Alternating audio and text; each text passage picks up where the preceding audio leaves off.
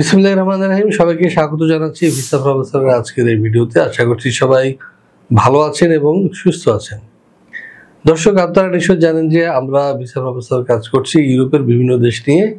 এর মধ্যে অন্যতম রয়েছে স্লোভেনিয়া। হ্যাঁ দর্শক, আমরা গ্যারান্টি সহকারে স্লোভেনিয়ার ভিসা প্রসেস করছি এবং ইতিমধ্যে আমাদের সাফল্য এসেছে। আমরা ভিসা অ্যাপয়েন্টমেন্ট পেয়েছি। কিছুদিনের মধ্যে আমাদের একটা ইন্টারভিউ অনুষ্ঠিত হবে।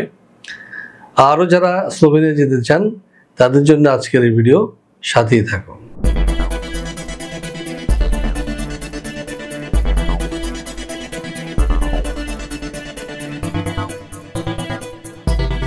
দর্শক, শুরুতে জেনে আসি কেমন দেশ এই স্লোভেনিয়া। মধ্য ইউরোপের দেশ স্লোভেনিয়ার প্রাতিষ্ঠানিক নাম দ্য রিপাবলিক অব স্লোভেনিয়া। এর পশ্চিমে রয়েছে ইতালি, উত্তরে অস্ট্রিয়া, উত্তর পূর্বে হাঙ্গেরি, দক্ষিণ পূর্বে ক্রোয়েশিয়া এবং দক্ষিণ পশ্চিমে আড্রিয়াটিক সাগর। স্লোভেনিয়া পাহাড় ও বন সমৃদ্ধ একটি দেশ। মোট আয়তন 20,771 বর্গ কিলোমিটার এবং জনসংখ্যা 2.1 মিলিয়ন। এর আগে এটি ছিল যুগোস্লাভিয়ার একটি অংশ। 1991 সালের 25 জুন সর্বপ্রথম কোনো রাষ্ট্র হিসেবে স্লোভেনিয়া যুগোস্লাভিয়ার জোট থেকে বের হয়ে আসে এবং নিজেদের স্বাধীন ও সার্বভৌম রাষ্ট্র হিসেবে ঘোষণা করে। তাদের বেশিরভাগ স্লোভেনিজ জাতিভুক্ত। স্লোভেনিয়ার আবহাওয়া প্রধানত উপমহাদেশীয়। লুবলিয়ানা দেশটির রাজধানী ও সর্ববৃহৎ শহর।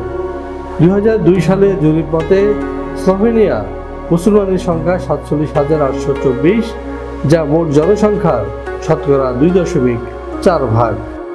হ্যাঁ দর্শক, আমরা জানলাম কেমন দেশ এই স্লোভেনিয়া। এবার আমরা যেটি জানবো সেটি হচ্ছে যে স্লোভেনিয়া বর্তমানে আপনি কি ধরনের কাজ পেতে পারেন।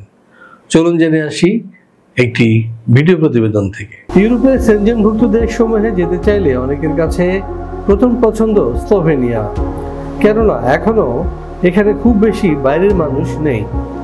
স্লোভেনিয়ার ইমিগ্রেশন পলিসি দীর্ঘমেয়াদে যারা দেশটিতে বসবাস করতে চান তাদের জন্য আদর্শ। স্লোভেনিয়ার ভিসার সাথেই পাওয়া যায় 2 বছরের টিআরসি। সেই সঙ্গে যদি এই 5 বছর ফুল টাইম কাজ করার অভিজ্ঞতা থাকে তাহলে তিনি পাবেন স্লোভেনিয়ার পার্মানেন্ট রেসিডেন্ট কার্ড। স্লোভেনিয়ার বর্তমানে কাজের সুযোগ রয়েছে কনস্ট্রাকশন, ফ্যাক্টরি, অ্যাগ্রোওয়েজ ফ্যাক্টরি প্রভৃতি। হ্যাঁ দর্শক, আমরা দেখে আসলাম কি কি কাজ রয়েছে স্লোভেনিয়ায়। এখন আমরা জানবো এ ধরনের কাজগুলো আপনারা বেতন ভাতা কি পেতে পারেন বা কি কি সুযোগ সুবিধা রয়েছে। চলুন জেনে আসি আরো একটি প্রতিবেদন থেকে। এখানে যে কোনো কাজের ন্যূনতম বেতন 1,20,000 থেকে 1,30,000। বেশিরভাগ কোম্পানি থাকার ব্যবস্থা দিচ্ছে একেবারে ফ্রি। কোনো কোনো কোম্পানি দিচ্ছে ফুড অ্যালাউন্স। এছাড়াও পাওয়া যাবে স্লোভেনিয়ার শ্রম আইন অনুযায়ী সুযোগ সুবিধা।